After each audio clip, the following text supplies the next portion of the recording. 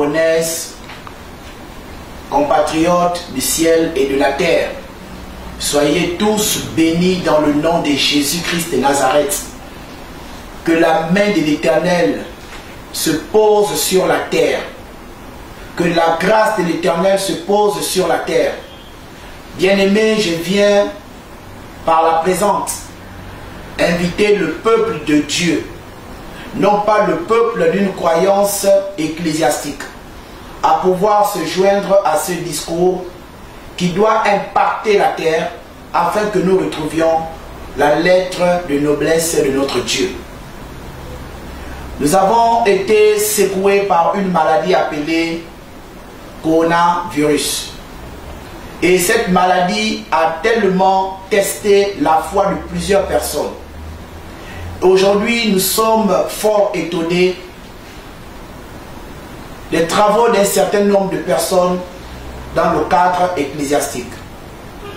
Alors, nous venons à l'unité du corps du Christ. Nous venons à l'unité des enfants de Dieu. Nous venons à l'unité des personnes vivantes sur la terre. Nous venons à l'unité des couches obédientiques. Nous venons à l'unité de toute personne qui croit que Dieu a sauvé, a d'abord créé le ciel et la terre. J'appelle aux Gabonais à bien vouloir rentrer dans un processus de repentance. La repentance qui doit commencer d'abord par le corps du Christ, par les leaders d'église.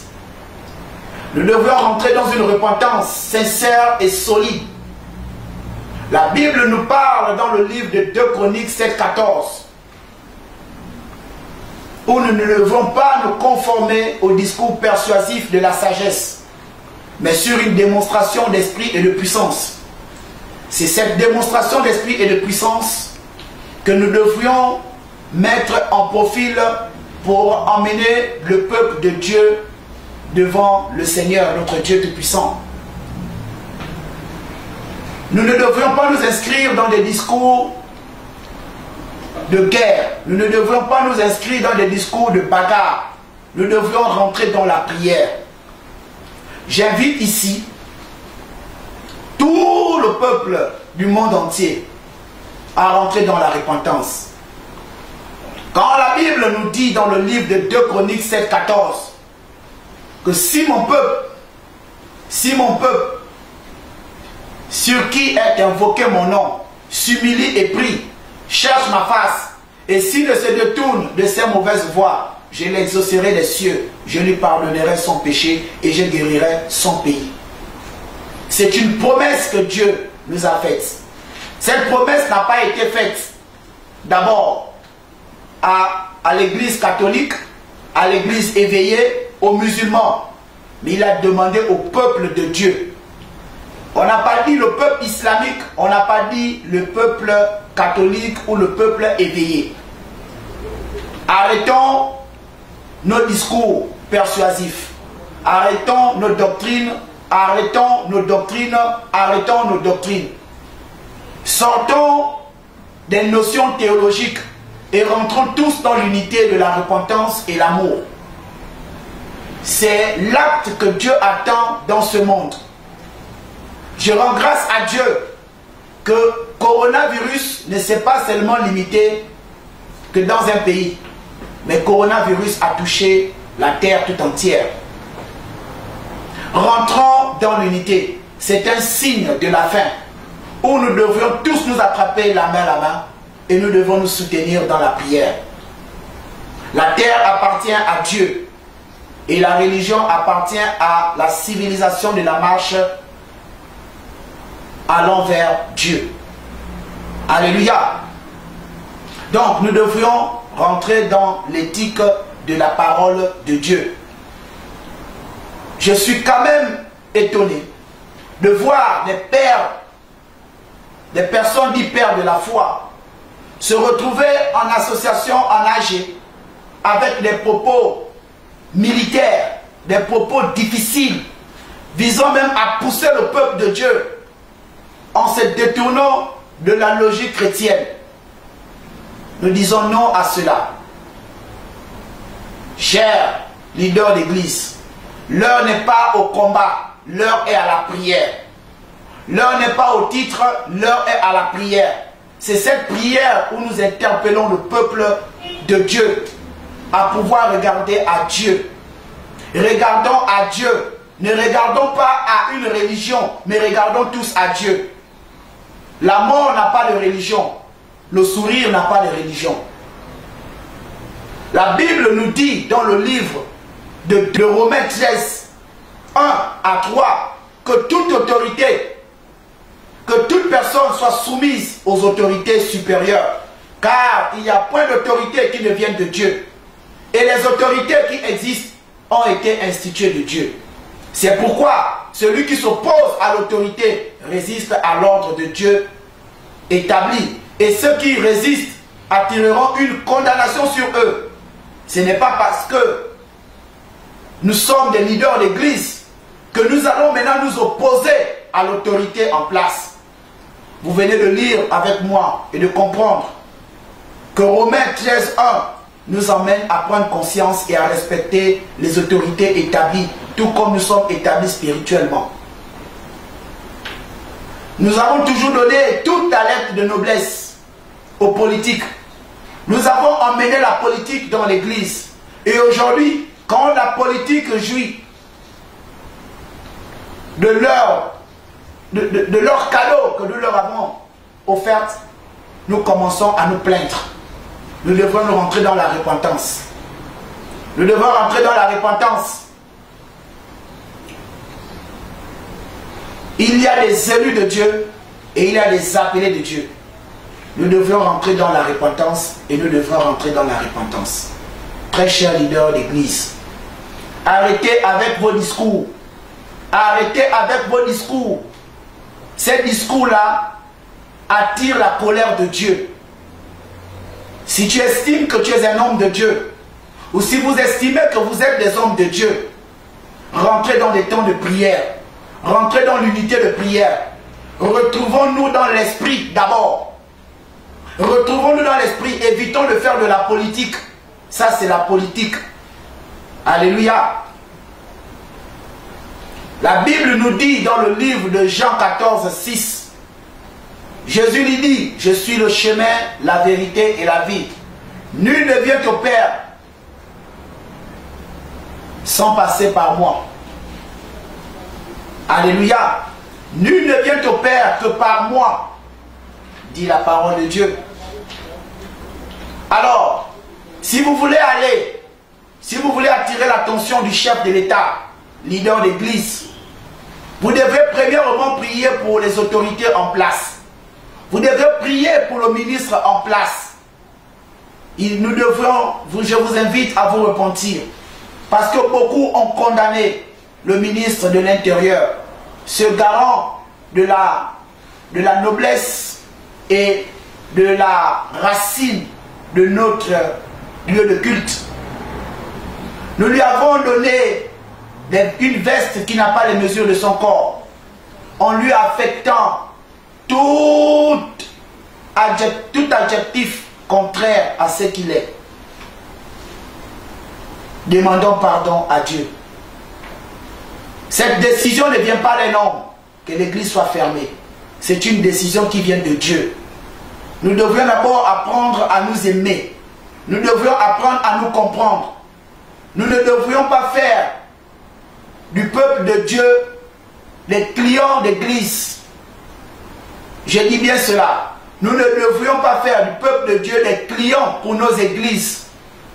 C'est des personnes qui ont des problèmes. Sur tous les plans, quand ils viennent dans nos églises, c'est pour trouver le réconfort. Ne leur mettons pas dans la dimension d'une entreprise en leur donnant des contrats CDI. Lorsqu'on voit une personne poussée par l'esprit en allant dans une autre congrégation, on se fâche contre le fidèle. Arrêtons ça. Nous disons non à ce genre de pratique. Voici les ordonnances que Dieu nous amène d'abord à restaurer dans la nation gabonaise. Nous avons atteint une dimension en territoire gabonais dans le monde ecclésiastique où nous fidélisons les disciples de Jésus, où nous fidélisons le peuple de Dieu. Répondons-nous. Celui qui vient dans ton assemblée est libre de venir, d'écouter la parole, comme il est aussi libre de partir. Évitons de fidéliser les âmes. Les âmes appartiennent à Dieu. Les âmes n'appartiennent pas à une religion ou à une église. La Bible nous dit que notre corps est le temple du Saint-Esprit. Quand on parle de temple, on parle d'église. Nous devons donner de l'amour à ce peuple. Nous ne devons pas les amener à la division. Je termine mes propos en vous disant ceci. Vous avez passé du temps. Nous avons passé plus du temps. Là, je m'inclus à l'intérieur. À la dimension du ressortissant d'Isaac. Lorsque nous prenons la sourate, le Coran, dans la sourate, ils reconnaissent Abraham comme étant le père de la foi, de toutes choses. La Bible aussi, dans le livre de Genèse, reconnaît comme tel. Pourquoi nous devrions nous disputer? Pourquoi nous devrions nous battre? Pourquoi nous devrions nous tuer et nous entretuer? Restons concentrés dans l'action de Dieu. L'islam ici signifie assujettissement à la parole de Dieu. Ils sont très regardants dans la parole de Dieu. Nous aussi, copions ce monde-là, copions ce côté-là. Ils respectent la Bible, ils respectent le Coran, respectons la Bible. Évitons de faire des comparaisons avec nos grands frères. Ils sont grands parce qu'ils ont reçu avant. Même si la promesse, c'est nous. Mais respectons les musulmans. Respectons les musulmans. Respectons les musulmans. Acceptons-les comme tels. Demandons-leur comment ils font pour être riches et comment ils font pour être rigoureux. Au lieu de commencer à dire qu'ils n'ont pas Dieu. Vous lisez la Bible, est-ce qu'on nous demande de juger une religion? Qui es-tu pour juger d'abord une religion? Et qui es-tu pour juger quelqu'un? Alors je vous appelle à la repentance, à l'unité. À l'unité. Le prophète Mahomet, pour parler de ce dernier, a eu la révélation. Il a eu une révélation de l'ange Gabriel. C'est écrit dans le Coran à la sourate. L'ange Gabriel est écrit dans la parole de Dieu. C'est écrit ange Gabriel, le même ange Gabriel qui a parlé à la maman de Jésus, Marie. Le même est venu parler aussi à Mahomet. Nous comprenons là que nous avons beaucoup de similitudes. Nous avons beaucoup de similitudes. Mahomet avait un coin qu'on appelait sa montagne. C'était une montagne appelée Hira. C'est à cet endroit où il a entendu la voix de Dieu, de l'ange Gabriel, qui a fait de lui une personne dynamique, qui a fait de lui une personne, qui a fait de lui un prophète, et qui lui a donné une mission de conquête, jusqu'à ce que aujourd'hui la religion musulmane est devenue aujourd'hui une religion à caractère islamique. Peuple de Dieu, soyons vigilants. Nous sommes dans les temps, dans les derniers temps. Nous sommes dans les temps de la fin. Nous sommes dans les temps où nous devions penser à sauver notre âme, notre corps et notre esprit, afin qu'il plaise d'abord à l'Éternel et non pas à une religion. Apprenons à regarder d'abord devant. Le Créateur est triste à cause de nous les êtres humains. Il a déjà tissé une alliance avec son disciple, son serviteur, Noé. Et il a symbolisé par l'arc-en-ciel. Qu'est-ce que nous aussi, nous allons symboliser? Comment allons-nous amener le Seigneur? Arrêtons les divisions, arrêtons les guerres, Arrêtons la guerre ecclésiastique. Arrêtons la guerre ecclésiastique. Arrêtons la guerre ecclésiastique. Vous voulez que les églises réouvrent en territoire gabonais? Commencez à prier pour le ministre de l'Intérieur.